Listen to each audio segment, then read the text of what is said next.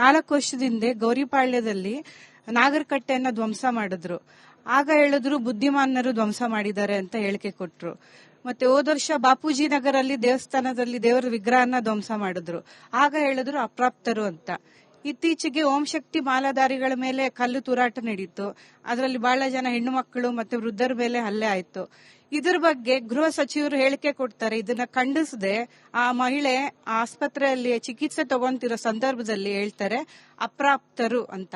ಪ್ರತಿ ಬಾರಿ ಏನಾದ್ರೂ ಒಂದು ಸೆಕ್ಯುಲರ್ ಇಶ್ಯೂ ಆದವಾಗ ಅಪ್ರಾಪ್ತರು ಬುದ್ಧಿಮಾನರು ಮಾಡಿದ್ದಾರೆ ಅಂತ ಹೇಳ್ತಾರೆ. ಇದೆಷ್ಟು ಮಾತ್ರ ಸಹಿ? ಇದು ಬಹಳ ಒಳ್ಳೆ ವಿಷಯ. ಇದು ಸಮಾಜದಲ್ಲಿ ಹೇಗೆ ದಾರಿ ತಪ್ಪಿಸ್ತಾರೆ, ಸಮಾಜದಲ್ಲಿ ಹೇಗೆ ಅವರನ್ನು ಬಚಾವ್ ಮಾಡ್ತಾರೆ ದುಷ್ಟರನ್ನ ಅನ್ನುವಂಥದ್ದಕ್ಕೆ ಇವತ್ತಿವರು ಹೇಳಿದಂಥದ್ದು 100ಕ್ಕೆ 100 ಸತ್ಯವಾದ್ದು. ಇವತ್ತು ಕಾಂಗ್ರೆಸ್ ಸರ್ಕಾರ, ವಿಶೇಷವಾಗಿ ಕಾಂಗ್ರೆಸ್ ಸರ್ಕಾರ ಮುಸ್ಲಿಮರ ಪರವಾಗಿನೇ ಇದೆ. ಇವತ್ತು ಎಲ್ಲವನ್ನೂ ಮುಸ್ಲಿಮರ ಪರವಾಗಿನೇ ಮಾಡ್ತಾ ಇರುವಂತಹ ಕಾರ್ಯ. ಅಭಿವೃದ್ಧಿ ಇರ್ಬೋದು, ದುಡ್ಡು ಕೊಡೋದು, ಸ್ಮಶಾನ, ಮಸೀದಿಗಳು, ಅವರ ಚರ್ಚ್ಗಳು, ಹೀಗೆ ಎಲ್ಲವನ್ನೂ ಕೂಡ ಇವತ್ತು ವಕ್ಫ್ ಬೋರ್ಡಿನ ಸಂಬಂಧಪಟ್ಟಾಗ ತಿದ್ದುಪಡೆ ಮಾಡ್ತೀವಿ ಅಂತ ಹೇಳಿದ್ರು ಕಾಂಗ್ರೆಸ್ನವರು ಎದ್ದು ಕುಣಿದು ಬಿಟ್ರು. ಸೊ ಇವತ್ತು ದೇಶದಲ್ಲಿ ತುಕಡೆ ಗ್ಯಾಂಗ್ ಅನ್ನುವಂಥ ದೇಶವನ್ನು ತುಂಡು ಮಾಡ್ತೀವಿ ಅಂತನ್ನುವಂಥ ಆ ವಿದ್ಯಾರ್ಥಿಗಳ ಜೊತೆಗೆ ರಾಹುಲ್ ಗಾಂಧಿ ಅವರು ಹೋಗಿ ಕೂತ್ಕೊಂಡು ಅವ್ರ ಜೊತೆಗೆ ಮಾತುಕತೆ ಮಾಡ್ತಾರೆ. ಸೊ ಈ ಕಾಂಗ್ರೆಸ್ಸಿನ ಮಾನಸಿಕತೆ ಈಗಲ್ಲ ಇದು ಗಾಂಧೀಜಿಯವರು ಇದ್ದಾಗಿಂದ ಹಿಡಿದು ಮುಸ್ಲಿಮರ ತುಷ್ಟೀಕರಣ ಅಂತನ್ನುವಂಥದ್ದು ಇಲ್ಲಿ ತನಕ ಬಂದಿದೆ, ಮುಂದೆ ಬರೋದು. ಯಾಕಂದ್ರೆ ಅವ್ರ ವೋಟ್ ಬ್ಯಾಂಕ್ ಅಲ್ಲಿಂದನೇ ಪ್ರಾರಂಭ ಆಗೋದು. ಒಂದು ವೋಟ್ ಬ್ಯಾಂಕ್, ಪಕ್ಕಾ ವೋಟ್ ಬ್ಯಾಂಕ್ನಿಂದ ಆಮೇಲೆ ಮುಂದಿನ ಹೆಜ್ಜೆ ಇಡ್ತಾರೆ ಅವ್ರು. ಜಾತಿ, ದುಡ್ಡು, ಗುಂಡಾಗಿರಿ, ಡುಪ್ಲಿಕೇಟು, ಇದೆಲ್ಲ ಮುಂದಿನ ಇದು. ಆದ್ರೆ ಇದು ಪಕ್ಕಾ ವೋಟರ್ಸ್ ಇವ್ರನ್ನ ಬಿಟ್ಟು ಕೊಡಲ್ಲ ಇವರು. ಸೊ ಹಾಗಾಗಿ ಇನ್ನೂ ಓಲೈಕೆ ಮಾಡ್ತಾರೆ, ಇನ್ನೂ ಅನಾಹುತ ಮಾಡ್ತಾರೆ, ಇನ್ನೂ ಭಯೋತ್ಪಾದಕರನ್ನು ತಯಾರು ಮಾಡ್ತಾರೆ ಅಂತನ್ನುವಂಥದ್ದು ಹೇಳ್ತಾ ಇದ್ದೇನೆ, ಕಾಂಗ್ರೆಸ್ನವ್ರಿಗೆ ಹೇಳ್ತಾ ಇದ್ದೇನೆ ನಾನು. ಸೊ ಈ ರೀತಿಯ ಅಪ್ರಾಪ್ತರು ಇವರು, ಬುದ್ಧಿ ಸರಿ ಇಲ್ಲ, ಮಾನಸಿಕ ಅಸ್ವಸ್ಥರಾಗಿದ್ರು. ಇದು ರೆಡಿಮೇಡ್ ಇವ್ರದ್ದು, ರೆಡಿಮೇಡ್ ಇದ್ಕೊಂಡು ಅವರನ್ನ ಬಚಾವ್ ಮಾಡುವಂತ. ಯಾರನ್ನ ಬಚಾವ್ ಮಾಡ್ತಾ ಇದ್ದಾರೆ? ಕಲ್ಲೆಸೆಯುವವರನ್ನ. ಶಾಂತವಾಗಿ ಹೋಗ್ತಾ ಇರುವಂತಹ ಮಹಿಳಾ ಮೆರವಣಿಗೆ, ಅಯ್ಯಪ್ಪನ ಮೆರವಣಿಗೆ ಕಲ್ಲೆಸೆಯುವವರನ್ನು ನೀವು ಅಪ್ರಾಪ್ತರವರು. ಯಾಕೆಂದ್ರೆ ಅದಕ್ಕೆ ಶಿಕ್ಷೆ ಕಡಿಮೆ. ಅದಕ್ಕೆ ಅಲ್ಲಿ ಇದರಲ್ಲಿ ಹಾಕ್ತಾರೆ, 1 ವರ್ಷ ಆದ ನಂತರ ಬಿಟ್ಟು ಬಿಡ್ತಾರೆ. ಈಗ ಸಣ್ಣ ಕಲ್ಲಿಸಿದ್ರೆ ನಾಳೆ ದೊಡ್ಡ ಕಲ್ಲಿಸಿದ್ದಾರೆ, ಇವರೇ ಬಾಂಬ್ ತಯಾರು ಮಾಡ್ತಾರೆ, ಇವರೇ ಕಂಟಕರಾಗ್ತಾರೆ. ಅದು ಇವ್ರಿಗೆ ಗೊತ್ತಾಗ್ತಾ ಇಲ್ಲ. ಈಗಿನ ನನ್ನ ಕುರ್ಚಿ, ಈಗಿನ ಅಧಿಕಾರ, ಈಗಿನ ನನ್ನ ಈ ಮೆರಿಬೇಕು ಅನ್ನುವಂಥದ್ದು ಇದೆಯಲ್ಲ, ಇದು ಬಹಳ ಭಯಾನಕವಾದಂತ, ಮುಂದಿನ ದಿನಗಳಲ್ಲಿ ಈ ದೇಶಕ್ಕೆ ಅಪಾಯಕಾರಿ ಅಂತನ್ನುವಂಥದ್ದು ನಾನು ಹೇಳ್ತಾ ಇದ್ದೀನಿ. ಈ ಮೋದಿಯವರು ಅಧಿಕಾರಕ್ಕೆ ಬಂದ ಕಳೆದ 11 ವರ್ಷಗಳಲ್ಲಿ ಸಾಕಷ್ಟು ಹಿಂದೂಗಳ ಸಂಘಟನೆ ಆಗಿದೆ. ಅದಕ್ಕೆ ಪ್ರತ್ಯಕ್ಷ ಸಾಕ್ಷಿ ಏನು ಅಂದ್ರೆ ಇತ್ತೀಚೆಗೆ ನಡೆದ ಬಿಹಾರ, ಮಧ್ಯಪ್ರದೇಶ, ಮಹಾರಾಷ್ಟ್ರ ಎಲೆಕ್ಷನ್ಸ್. ಆದರೆ ನಾನು ನಿಮ್ಮಲ್ಲಿ, ರಾಮಸೇನೆಯವರಲ್ಲಿ, ಇತರ ಹಿಂದೂ ಸಂಘಟನೆಯಲ್ಲಿ ಕೇಳ್ಕೊಳ್ಳೋದೇನು ಅಂದ್ರೆ, ಅದಕ್ಕಿಂತ ಮುಖ್ಯವಾದದ್ದು ನಮ್ಮಲ್ಲಿರುವ ಜಾತಿ, ವರ್ಗ, ಹಿಂದುಳಿದ ವರ್ಗ, ಮುಂದುವರೆದ ವರ್ಗ, ಇದು ಹೋಗ್ಬೇಕು ಸರ್.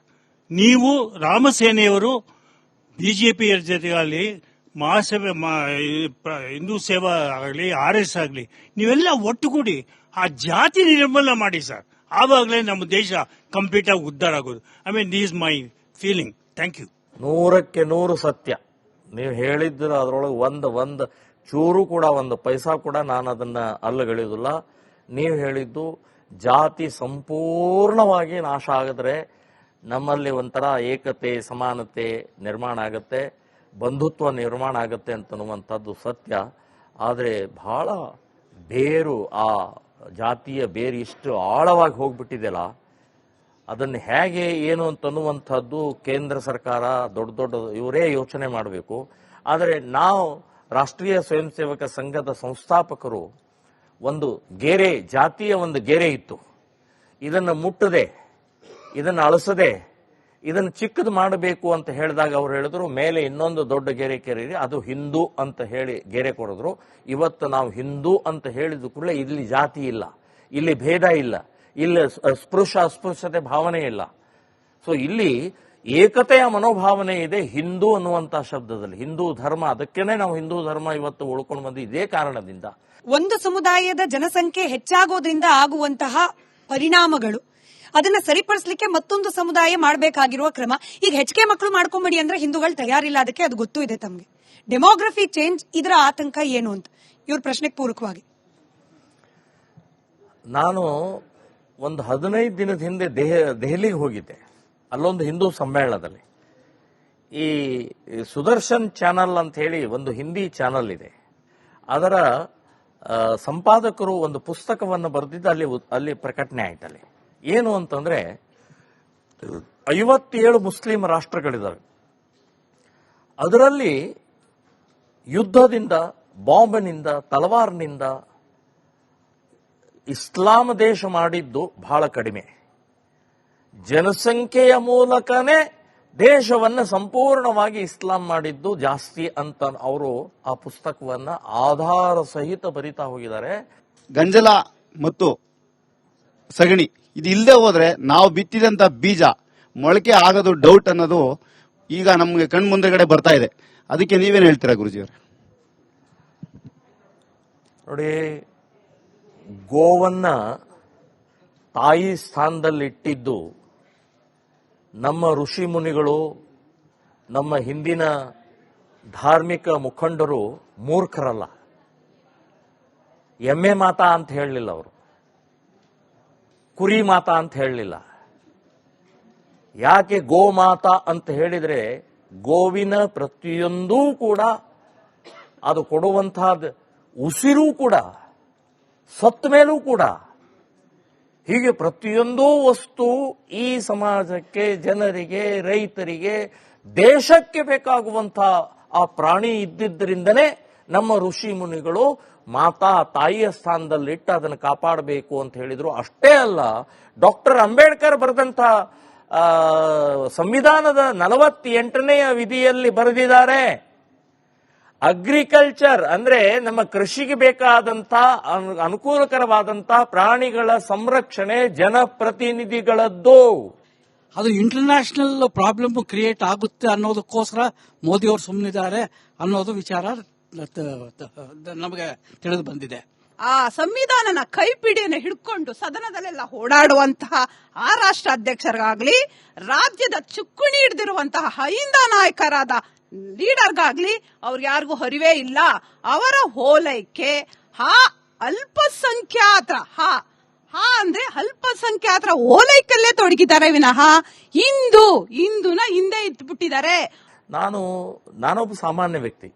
ನಾನು ಈ ದೇಶದಲ್ಲಿ ವಾಸ ಮಾಡ್ತಾ ಇದ್ದೀನಿ. ನನ್ನ ಕಣ್ಣು ಎದುರುಗಡೆ ಕಾಣ್ತಾ ಇರುವಂತದ್ದು ಹಿಂದೂಗಳ ಮೇಲೆ ಕೊಲೆ, ಜೀವಂತ ಸುಡೋದು, ಒಬ್ಬ ಹೆಣ್ಣು ಮಗಳ ಮೇಲೆ ಅತ್ಯಾಚಾರ ಆಯಿತು, ಹೀಗೆ ಅನೇಕ ಘಟನೆಗಳ ನನ್ನ ಕಣ್ಣು ಎದುರುಗಡೆ ನಡೆದಾಗ ನನ್ನ ಸಿಟ್ಟು, ನನ್ನ ವೇದನೆ ನಾನು ವ್ಯಕ್ತಪಡಿಸಲೇಬೇಕಾಗತ್ತೆ. ಇದು ಒಂದು. ಇನ್ನು ಎರಡನೇದು, ನನ್ನ ಮನೆ ಸುರಕ್ಷಿತವಾಗಿದ್ದರೆ ಇನ್ನು ಉಳಿದೆಲ್ಲ ಜಗತ್ತನ್ನು ನಾನು ಅವ್ರದ್ದು ಮಾತು ಕೇಳಬಹುದು, ಇವ್ರದ್ದು ಮಾತು ಕೇಳಬಹುದು, ಅಥವಾ ಅವ್ರ ಮಾತು ಕೇಳ್ಕೊಂಡು ನಾನು ಸುಮ್ಮನೆ ಇರೋದು ಸರಿನಾ ಅಂತನ್ನುವಂಥದ್ದು ಪ್ರಶ್ನೆ ಬರುತ್ತೆ. ನನ್ನ ಮನೆನೇ ಸುರಕ್ಷತೆ ಇಲ್ಲ. ನನ್ನ ಮನೆನೇ ಇದರಿಂದೆಲ್ಲ ಹಾಳಾಗ್ತಾ ಇದೆ. ನಿರಂತರವಾಗಿ ಒಳಗಡೆ ಬರ್ತಾ ಇದ್ದಾರೆ. ಗಾಂಜಾ ಇರ್ಬೋದು, ವೇಶ್ಯಾವಾಟಿಕೆ ಇರ್ಬೋದು, ಇನ್ನೇನೇನೋ ಪ್ರಕ್ರಿಯೆಗಳು ಈ ಕರ್ನಾಟಕದ ಹಿಡಿದು ಇಡೀ ದೇಶದಲ್ಲಿ ನಡೀತಾ ಇದೆ. ಜ್ವಲಂತ ಉದಾಹರಣೆಗಳಿದಾವೆ ಇವತ್ತು. ಸೊ ಇಂಥ ಸಂದರ್ಭದಲ್ಲಿ ನಾವು ಎಲ್ಲೋ ಒಂದು ಅಂತಾರಾಷ್ಟ್ರೀಯ ಮಟ್ಟದ ಕಾನೂನು, ಅಂತಾರಾಷ್ಟ್ರೀಯ ಮಟ್ಟದಲ್ಲಿ ಮಾತುಕತೆಯಲ್ಲಿ ನಾವು ಸಾಯ್ತಾ ಇದ್ದೀವಿ. ಇದು ನನಗೆ ಯಾಕೋ ಹಿಡಿಸ್ತಾ ಇಲ್ಲ ಅಂತನ್ನುವಂಥದ್ದು ಹೇಳ್ತಾ ಇದ್ದೀನಿ. ಮುಜರಾಯಿ ಇಲಾಖೆಯಿಂದ ನಾವು ಗವರ್ನಮೆಂಟ್ಗೆ ಕೊಟ್ಟು ನಾವು ಹಿಂದೂ ಬಾಂಧವರು ಹಾಕಿರೋ ದುಡ್ಡನ್ನ ನಾವು ಯಾಕೆ ಬೇರೆ ಸಮುದಾಯದವ್ರನ್ನ ಕೊಡ್ಬೇಕು, ಅದಕ್ಕೆ ಮೀಸಲಾಗಬೇಕು ಅನ್ನೋ ಒಂದು ಪ್ರಶ್ನೆ ಇದೆ. ಜೊತೆಗೆ ಇದನ್ನ ಶ್ರೀರಾಮ್ ಸೇನೆಯವರಾಗ್ಲಿ ಬೇರೆ ಹಿಂದೂ ಪರಿಷತ್ಗಳಾಗ್ಲಿ ಯಾವ ರೀತಿ ತಡೆಗಟ್ಟಬಹುದು ಅಂತ ಸರ್? ಏಕರೂಪ ನಾಗರಿಕ ಸಂಹಿತೆ ಬರಬೇಕು ಅನ್ನುವಂಥದ್ದು ಬರೇ ನಾವಷ್ಟೇ ಅಲ್ಲ, ಸುಪ್ರೀಂ ಕೋರ್ಟ್ ಕೂಡ 10 ಬಾರಿ ಹೇಳಿದೆ. 10 ಬಾರಿ ಹೇಳಿದೆ ಇದನ್ನ ಜಾರಿಗೆ ತಗೊಂಬನ್ನಿ ಅನ್ನುವಂಥದ್ದು. ಅದರಲ್ಲಿ ಇದು ಬರುತ್ತೆ.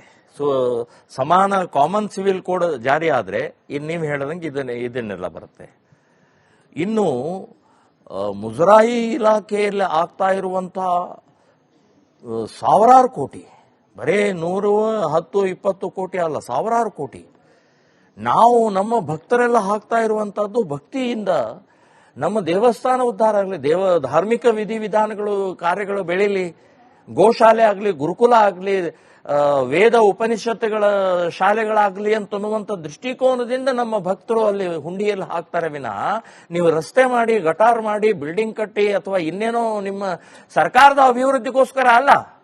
ಸರ್ಕಾರದ ರಸ್ತೆಗೋಸ್ಕರ, ಗಟಾರ್ಗೋಸ್ಕರ, ಬಿಲ್ಡಿಂಗ್ಗೋಸ್ಕರ ಟ್ಯಾಕ್ಸ್ ಕೊಡ್ತೀವ್ರಿ. ನಾವು ಟ್ಯಾಕ್ಸ್ ಪ್ರತ್ಯೇಕವಾಗಿ ಕೊಡ್ತೀವಿ. ಇದನ್ನ್ಯಾಕೆ ಉಪಯೋಗಿಸ್ತಾ ಇದ್ರಿ? ಹಾಗಾಗಿ ನಾನು ಹೇಳ್ತಾ ಇದ್ದು ಏಕರೂಪ ನಾಗರಿಕ ಸಂಹಿತೆ ಬರಬೇಕು.